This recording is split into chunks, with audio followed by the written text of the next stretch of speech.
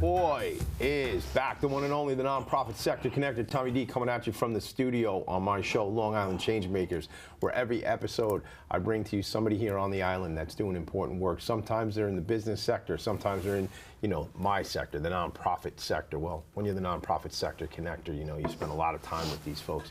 Sometimes they do both. Sometimes they're professionals who volunteer in nonprofit.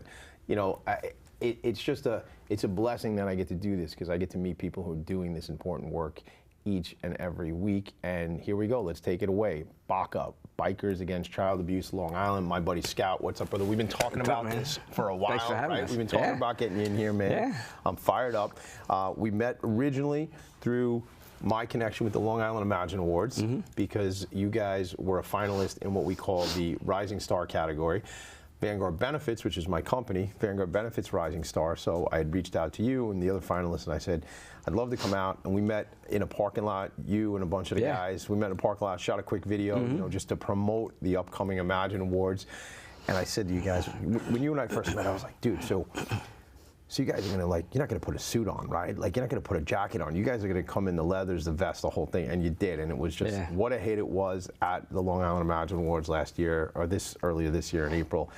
What was that experience like for you guys, just to be there and connect with so many different folks? So it was interesting because we made the decision. There was a lot of discussion of, do we put a suit on and show up? Because the Imagine Awards is, no, it's business. It's one of the premier things that happen on Long Island for not-for-profit organizations, and we figured that probably. You had to think about that, though. We did, because.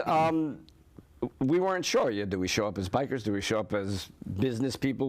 Many of us are. Because many of you are during the day are business people. Absolutely. Yeah, sure. Absolutely. So we figured out. Why not? Yeah. What better way to make an impact to have 10 bikers show up on their Harleys, dressed like this, to a cocktail party, and I think we made an impact. You made an impact, and you certainly didn't blend. And I know about not blending in myself, so I know about that. But that's exactly what you wanted to do, because, while your organization did not win the award, and I never say that's a negative, because there's so many important organizations. However, I mean, after you and I spoke about the event, you made, correct me if I'm wrong, so many good contacts, so many good relationships, and I show up at that event, while I don't wear a leather vest, I show up in probably, if everybody else is wearing black and gray suits, I show up in a linen suit, right? Because I don't like to blend either. And I feel like being a crew, coming through looking like that, it made you stand out and made everybody want to get to know you guys and make connections. So what was the outcome after the event? So it was a great event, even though we did not win the award. Right. Again, we made a lot of contacts. The most important contacts I think we made were organizations that are involved at some level with children who have suffered abuse. In whatever form. Then they didn't know about you yet, these organizations. Here on Long Island, right, which is just kind of not, it's funny but not to laugh at, but it's funny that serving the same population on this island and not even realizing each other is there, which is a big part of Ken Sereni's vision of having the networking. Certainly it's a night to shine the light on nonprofit work, but the other part of it is the network and getting to meet some folks. And so that's a critically important part of that. Yeah, we, it was, not only did we make some good contacts for organizations that are out there helping abused children, we need members to come in to help support that mission, and we were able to get a couple of decent members. We were just talking about one of them. We were talking about a buddy, sure. Yeah, so we're moving forward. It's an awesome organization, and it's unfortunate that we have to exist, but we're here. Yeah, it's so true. So many of the nonprofits say, they'll make a statement. Last week was the New York City Imagine Awards, and a couple people said from the stage, we want to be out of business. We don't want to have to exist, whether it be an organization of food insecurity, right, or an organization serving another vulnerable population. While we'd rather not exist, the point is there's important organizations like yours that do exist to fill that void and fill that gap. So what I want to do is, I want to get into your story about how you connected with the organization, but why don't we just from a high level real quick, Scout, talk about where did this organization originate from? Why does it exist? That sort of stuff. So Bikers Against Child Abuse came about in 1995. There was a therapist out in Utah who who saw that when he showed up on his motorcycle to do therapy for some of the kids, that there was a different reaction to that. Okay. So he came up with this idea that why not show up with not just me, but a few bikers and see how the kids react. What was the reaction? And the reaction was a lot of these kids that have suffered abuse in some form become very introverted. They become very shy. There's a complete lack of trust with a lot of them, as you can imagine. Yeah, well, trust has been betrayed. Right, by adults. And unfortunately, a lot of times adults that were supposed to be the adult that was the safest in a lot of cases. Exactly. And so he came up with this idea. A bunch of guys formed the first chapter in Provo, Utah back in 1995. And 30 years later, you know, we have chapters in 20 different countries. You know, Australia, Europe, obviously United States, Canada.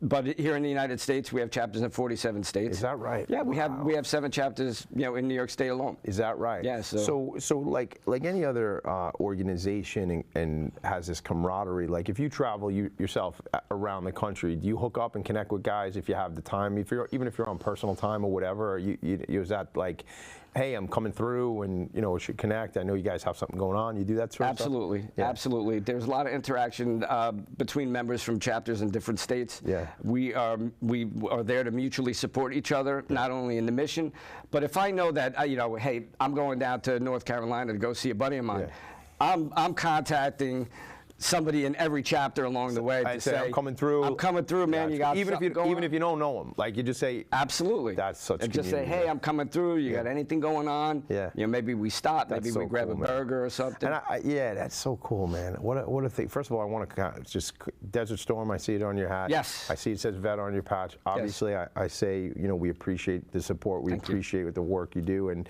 you know, if we talk about communities, we're going to get into B.A.C.A specifically, but you know, our veteran population needs support all the time. Man, and I don't make that assumption because I'm a veteran. I make it because I hang out with a lot of people who school us on this, and it's you know, I spend some time with organizations, you know, Pause of War, Operation Vest, Veterans Ending Suicide Together, and it's, you know, this tragic situation at 22 a day, and I've recently heard the number might be higher than that, and it's just, you know, mental health is very important for me to have that dialogue. So just as an aside, you know, there's so many people in that community that need support. So, there are. Yeah. It's unfortunate. Just a real quick sidetrack. We do a kayak trip. Okay.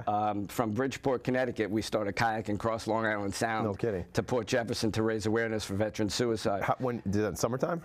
Yeah, we do it. It's always a Friday before Labor Day. Now, weekend. is that B.A.C.A or is that something? No, that's something I do outside. I'm a commander of VFW Post of Rocky Point, as well as the Legion Post of Bohemia. Oh, man. All right. Well, I'd love to come through if I can help in any Absolutely. way. Yeah. Absolutely. We'd love to have you down there at the end of the kayak trip. I'd love to do that, man. I'll tell you, listen, it's so difficult getting off this island, right? Like if you got to go somewhere, you got to go through the Bronx, you got to go through Staten Island, right? God forbid we ever have a real problem on this island. You know, we're kind of just stuck here, right?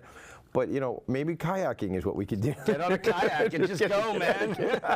They don't have a bridge there for us, so that's a good thing. And is that a fundraiser or more awareness? So it was just awareness. It was born out of a bunch of us used to do a bicycle ride, about 700 of us from over the water in the Long Island Sound. No, we used to do a bicycle ride from the Pentagon to Gettysburg Battlefield, and it was an interesting ride. We would do it every year, and during one of the trips, one of our veterans' son, who also was a veteran suffering from PTSD, committed suicide.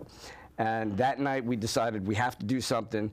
And the original idea, me and my buddy, who lost his legs in Iraq, we were going to kayak from Miami to Cuba. That was the original plan. Wow. And we got to a certain point where we probably figured we're never getting back home if we do this. Yeah, then you might be Cuban after that. So it was a safer bet to do the Connecticut to Long Island ride. Yeah. A lot shorter too, but it fit. Yeah, we put 22 veterans on the kayaks, and they do 22 miles to support that 22.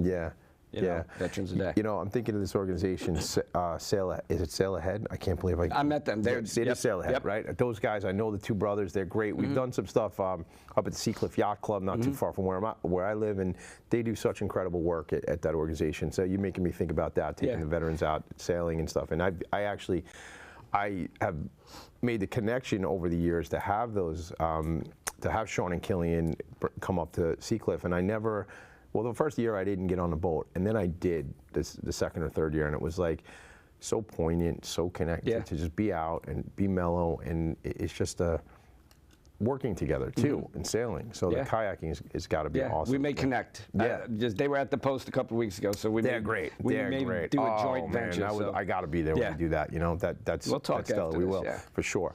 So let's get to B.A.C.A. Let's get so comes out of Provo, Utah. All these different communities, all these different chapters. There is this camaraderie as if you go around the country, you get to connect with guys and stuff like that. Let's get into things like level 1, level 2.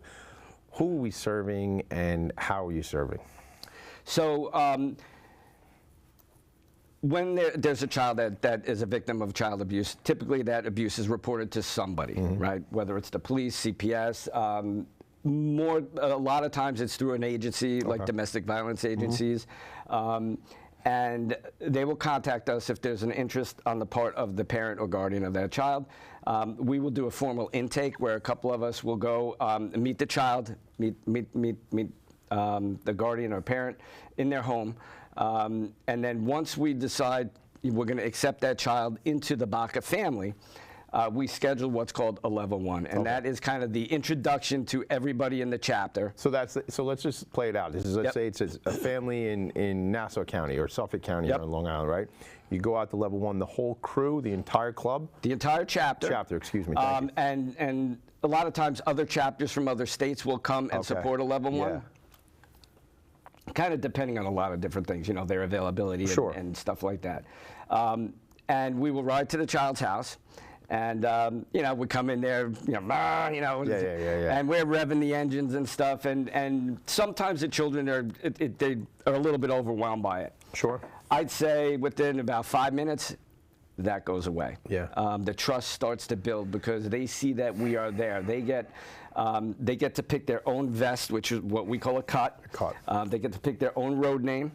And they become a part of the B.A.C.A. family. They get that's at that level 1. Level 1, they meet everybody. How much do they know? Do you think before you get there? They know this crew is coming through. This chapter of B.A.C.A. is coming through. They're aware of that. They are aware, and really, it's how does that parent explain it to them? My guess is probably a different approach for a 5-year-old versus a 15-year-old. Of course. But they certainly know we're coming. Yeah. And if they don't, when we're on our way, they could certainly hear us coming. I like that. And we occupy the street, and we do it in conjunction with the local police department. Right. Everybody's engaged. We don't want somebody to call the cops and say, "Hey, there's a biker gang out here, terrorizing the neighborhood." Right. So, at that level 1, the child gets introduced to their 2 primary points of contact that we call primaries. And how does that decided? Is it who doesn't have somebody that they're a primary to right now? Is it maybe a connection that you think? It depends. During the intake process, does that child feel more comfortable with a male or a female primary? A lot of it's geography. I'm all the way out east. Got it. Okay. So if you got somebody out in Franklin Square, maybe it's less likely that would be you, right? Got it. Correct. Yeah. And there's a rotation. You have to be, you want to be fair to the members and of course and make it the right fit with the child. What is the responsibility of those 2 primaries? So those 2 primaries are available to the child 24 hours a day, 7 days a week. By text with the younger kids, you're usually texting with the parents involved. With the parent. Right. Part of the requirement is the abuse has to be reported, the child has to be living in fear, and the perpetrator cannot live in the house. That's a biggie. We can't do what we need to do if the perpetrator is still living in the house. Because that puts a lot of people at risk. Absolutely. Yeah. Absolutely. So, it's fun with the kids that you can text with directly because there's all night long you're texting, and you could see, these are my kids. These are the names of all, and these are just my kids. Right now? Right now, these are my current kids. How long are you the primary for these kids? Forever, until they age out when they're 18. Wow, so literally, whatever, that's a dozen or more right now that you're responsible for? Yeah. You don't get a lot of sleep. Well, some kids, a lot of the teenagers have their own friends and their own lives. Right. But again, part of that I think is and correct me if I'm wrong, but the empowerment that they get from hanging out with a group like you all, it gives them that confidence to go out and create relationships, right? It does. Yeah. Yeah. So and then after the level 1, we would like to visit. The next visit happens usually within 2 weeks. Okay. Because we want that child to know that the primaries are there, physically there. And we're back. Like it's at level 1, we're coming back. So again, going back to the lack of trust and things like that, you know, they've been disappointed by adults in their life, and they're probably once bitten, twice shy, so to speak, right? Yeah. Absolutely. Yeah.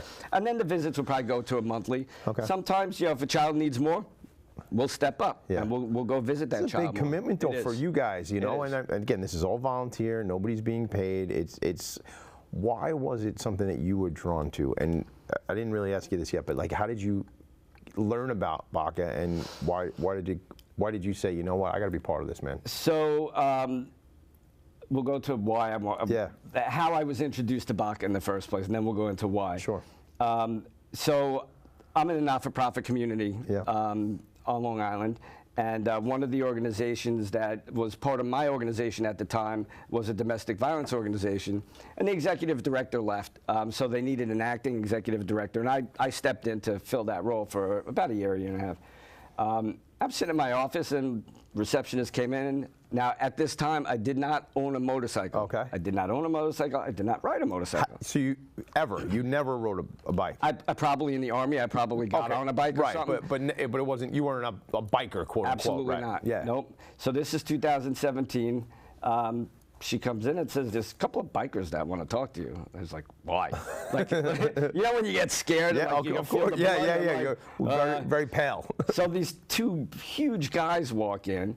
And they give me the elevator speech, and the one guy says, "We don't understand. Nobody will talk to us because of the way we look." Yeah. And I said, "Well, let's talk. Yeah. What do we got to do?" I liked the mission. I liked what they were about, and that started my relationship with B.A.C.A, and then it ended. Okay. 2018 came. Then COVID hit and all that stuff. Fast forward. 2022, I bought my first Harley, and I emailed B.A.C.A. I said, "Hey, I'm on a Harley now. I don't know if you remember me." And they said, "Of course we remember you. What do I got to do to get involved?" Nice. Show up to a meeting, and that's how it started. What drove me to it was my stepdaughter, when she was 14, was raped by 3 boys. That's what drove me, and in hearing the mission and the stories, I thought how different my family's life would have been, and my daughter's life would have been with that support. It put our family on a certain path, right?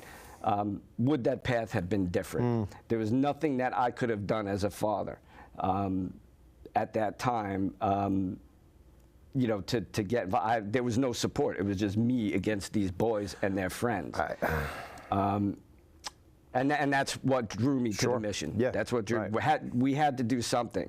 And I tell everybody in the chapter, my daughter's life probably would have been a lot different if B.A.C.A was involved. Yeah. What a why. I mean, there's your why. Yeah. There's what it's about, and that's a commitment. And you're, tragically, as we say, like, we wish B.A.C.A didn't have to exist, but there's terrible things that go on. Absolutely. And it's this level of support that's so important. Yeah. Talk to me about like some of what I've, my vision in speaking to you and speaking to some of the guys is, you go to the level 1, you get level 2, all this level of support, and then in a lot of cases, this child has to now give testimony in court. It's so scary enough what they've gone through, and now they have to go and testify. Yeah. Where do you guys fit into that? So we do accompany our kids to court when they give their victim impact statement, and we're there for the child. We're not there specifically to intimidate anybody. We are there to support that child. Support the child, right. However, you guys might be intimidating, even if you didn't want to be. I've hung out with some of you guys. I mean, we have to kind of use that a little bit to our advantage, to help perpetuate our mission. There's always that uncomfortable opportunity when you're in family court where the perpetrator and his or her attorneys are sitting there with the victim. Which is, and their angle, let me just say, my guess, is that they want to be intimidated. Absolutely. Right? So and I don't know if we're evening the playing field, because if there's a bunch of you guys in there, I think it's probably, shifts in your direction as far That's not our intent. Right, yeah. But that's kind of a byproduct of it. And we human kind of stuff almost act as a physical barrier because we're Literally. just there. Yeah, yeah. We're really just there, you know. So wow. it's but to see the kids go in, and to see them strong, and empowered. The courage it takes for them to stand up, or and advocate. To look their abuser in the face and say, "You're never going to do this to me again." What that takes for this young person to do that. Yeah. It's so special what you guys are doing, man, and it's. I'm grateful to know you. I'm grateful to have met all you guys in what you're doing. And what do you need? Like, how can people be supportive? How can people, like, get involved? I mean, I love to hear, and we do have somebody in common when we were talking about who I was hanging out with this morning at an event, but I love to hear that out of the Imagine Awards, not just one, but several folks reached out and want to get involved. I have to imagine that you probably don't have enough people in the chapter, right? And you want more. Is that fair? So, membership sometimes is evolving, because people have other things. People move, right. Sometimes people move on with their lives, and that's fine. It is a time commitment. Yeah. It is a commitment, and it's not for everybody. Sometimes what gets lost in some of this is how it affects the members with all the stories from your and own the bad stuff. Your mental health, of course. Of course so it is. we need to watch out for each other as well. How do you do that? You're there for your brothers and sisters. Yeah. I mean, it's a brotherhood, it's a sisterhood. We are always there for each other. And because you are seeing some gnarly stories and terrible things that happen. Horrible stuff. Like that Law and Order Special Victims Unit, right? I've watched that show over the years, and sometimes I can't watch it anymore because of some of the stuff. Like, I like to be like not aware of certain things that happen in this world, and the stories you all are hearing about are pretty tragic stories. They are. Yeah. The one that I don't understand, I have struggled with understanding in my own head is human trafficking. Yeah. It's a big problem. Oh, I know it is. I know it is. I was recently at an event with E.C.A Vibes. I'm sure you know that, the team out there. That was the organization. Is that who you met that night? No, that. Oh, that was right when they were before they came together. That's who I was. The exact, I didn't realize acting executive director of just Vibes at the time. Before they came together. Yeah. Sure. I went for a tour of E.C.A Vibes offices, and Jennifer took me around, and she's just wonderful. They're awesome. And they had a whole. It was all about trafficking. It was like a press conference, maybe about a month and a half ago. Yeah. It was still warm out. Maybe it was August or early September. But anyhow, they had this great thing, and trafficking is not just like what somebody might think by definition of folks being trafficked from another part of the world or whatever. It's here on Long Island that people are put in situations and many. I don't know if you'd call it Stockholm syndrome, but many folks don't even realize or don't know how to get out of these types of situations. It's a problem that a lot of people don't understand is happening right in our backyard on Long Island. Yeah, it really is a big problem. It's terrible, man. It is. From that perspective, do you guys get out and educate with some of the other organizations on that type of stuff? Well, we don't specifically, educate people about human trafficking. Unfortunately, a lot of people that are trafficked are younger people. Yeah. Unfortunately, they're younger girls. Not just, but there are. And that's abuse. I mean, pure and simple. Oh, yeah. 100% abuse. So, just to know that people really need to understand what is going on out there in the world. And it's a shame that people are preying on our most vulnerable people. Yeah. It's kids. It's terrible. Kids. I mean, kids as young as 3 or 4 years old. It's terrible, man. It's tragic. It's horrible. It's so bad. It's so bad. Somebody wants to learn more, or they need services from B.A.C.A. What do they, specifically here on the island, what do they do? How do they connect with you guys? So if you go to BACAworld.org, is our website, you can navigate. There's a great video on there that really shows what a level 1 is. Yep. What does it look like when 30 or 40 bikers escort a child into court? That whole thing. Yeah. There's also a young lady on there that was a B.A.C.A child.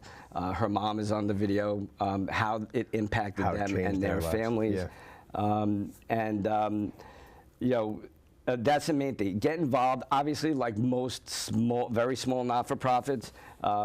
You need support. Money's always good. Always is. Right? Yeah. Make a donation to, even if you're not here on Long Island, you want to make a donation to B.A.C.A in another state. Sure.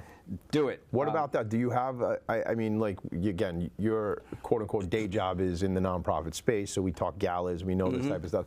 Do you have fundraisers and things each year? We do. So if you go on Facebook, a lot of social media, you'll see the events. Right now, we're kind of coming out of the season, even though, you know, child abuse doesn't stop when it gets cold out. We ride all year long. Bigger impact to have a biker fundraiser during the riding season, right? Sure, so yeah, like some barbecues and stuff like that. We do three fundraisers a year. We had a poker run that was very successful. Okay. That started in Belmore and ended at the Maples, a biker bar in Manaville. Okay. You know, we do a very big, thing out in Long Beach. It's both an awareness event, but we do fundraisers, we do awareness events. We try to piggyback off of some of these organizations that when they have their events, if there's a tabling opportunity, we will you just want more to get of that? the word out. Yeah, Absolutely. okay, good to know. Yeah, that's awesome. Absolutely. Yeah. Yeah, I mean, listen, I don't know how else to say this, but thank you for what you're doing, and thank you all the men and women who are out here doing this, because it's critically important. And you mentioned, you know, changing lives, but I think, you know, you could change the trajectory of somebody's life. And you know, trauma is, I say this all the time, I say everyone we meet is fighting a battle we know nothing about. Be kind always, and I try to say that as often as I can. But some people have had much worse trauma than others. And trauma often leads to serious mental health issues and substance abuse issues at times. And I'm not saying that from a clinical perspective, I'm saying that from a human being, and I know stuff perspective. But if there is intervention and support like what you all do, it does change people's lives, and they're able to process things and be better off because of that. Yeah, I mean, you know, we're not the solution. We're a part of, you know, we see ourselves as an additional level of support for abused children.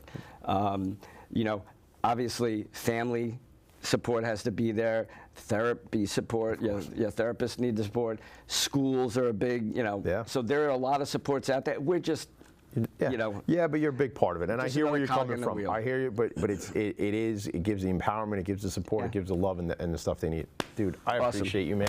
Thank you so much, man. We've been talking about this for a while. I appreciate you being here. Appreciate you having us. I want to do a lot more things together. Yeah, we will. A lot, man. We I will. love it. I love Thanks, it. Tommy. You're welcome. You're welcome. Let's do it, gang. This show is Long Island Changemakers, man. I mean, Scout, B.A.C.A Long Island, Bikers Against Child Abuse, man. This show is called Long Island Changemakers. I am called Tommy D, the nonprofit sector connector. This has been another In Focus production.